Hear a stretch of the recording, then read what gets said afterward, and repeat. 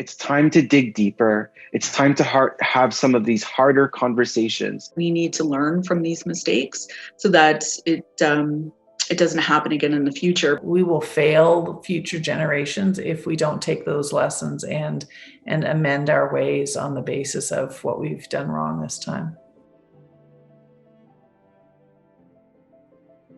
COVID-19 shined a light on health inequities in our societies and how not every person in this country has adequate access to the kind of healthcare and supports that they actually need. There's no question that the rates of COVID infection have been higher amongst people from racialized communities, and they've also been often the last groups to be able to have access to the vaccine. It's really brought to light everything that was wrong with equity in healthcare, and it wasn't good to start with, and now it's even worse. Now you have women who are not only working from home, they have to teach their children at home. Certain communities who were already marginalized before COVID-19 have become further marginalized. Multi-generational households, people who work in production plants and factories, people who experience homelessness. We have silenced our elderly for so long. We've silenced rural Canada, and I think it's time for us to speak up. It's time for action.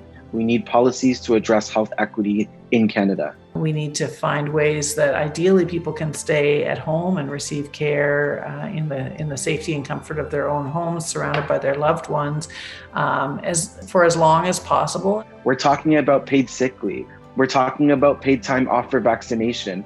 We're talking about decent wages. It's going to require this entire country to look in the mirror and really look at what happened during this pandemic and who fell through the cracks and do the right thing.